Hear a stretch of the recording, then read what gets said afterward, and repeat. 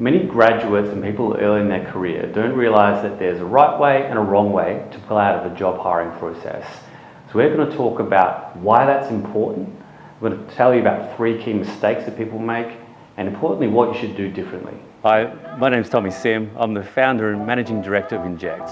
We're an RPO, which means a recruitment process outsourcing company, an extension of our clients' team to find them talent.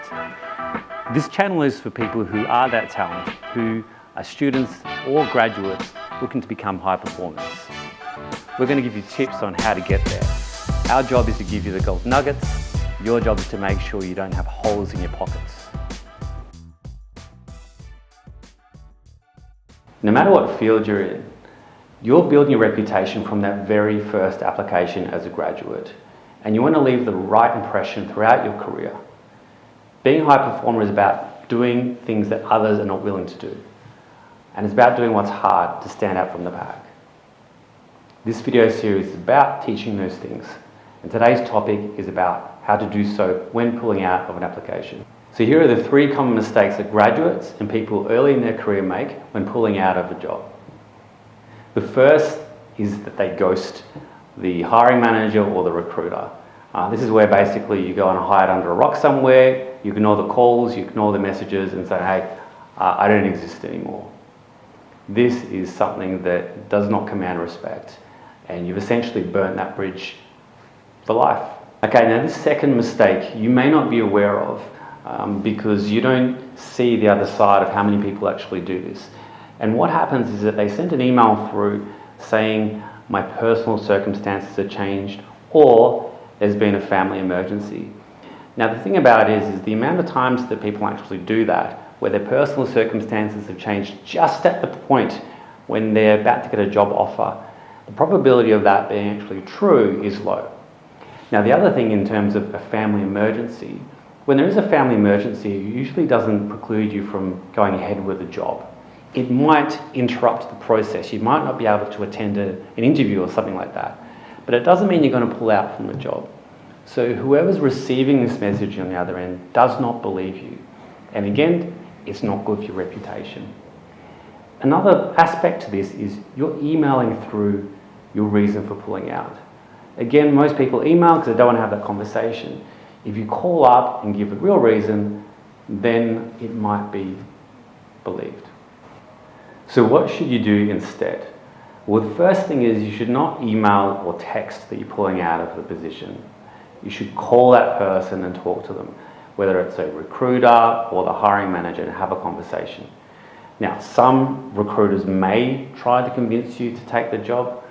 Some may not, depending on the type of business that they are. Even maybe some hiring managers will. But ultimately, they're going to respect you for being honest about it and having a conversation. Much better than just sending an email and running away.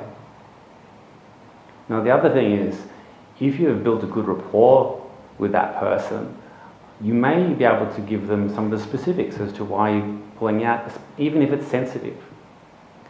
So if it were an interview with a manager and you didn't quite feel comfortable or you didn't think they valued people or something like that, that person who's not that manager, if you explain to them, they may put you forward for another job where it's not that manager.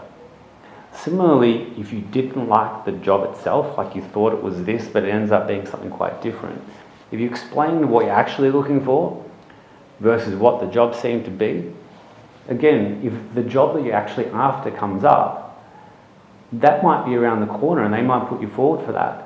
But if you didn't explain that, if you didn't manage that relationship, then that's not going to happen. Now, in terms of the third mistake, the issue with this is twofold. And the mistake is that you're saying that the salary is not right.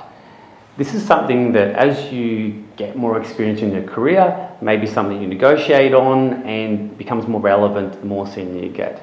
When you're a graduate, if you're taking one job opportunity because it's paying $5,000 more or $10,000 more than this other opportunity, and that's your only reason, you could be costing yourself $500,000 in career earnings. You might be wondering, how does that happen?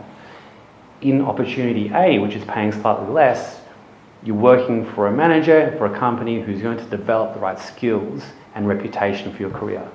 In opportunity 2, that's not happening, but you're getting a little bit more short-term money. So the problem with this is A, you've just shown your cards as somebody who is perhaps not considering their career, and B, you're actually going to shoot yourself in the foot potentially if that first opportunity was the right one to develop your skills. If you found value in that content, remember to like, subscribe and hit that bell notification so you get these videos ahead of the pack. Thanks for watching and see you next time.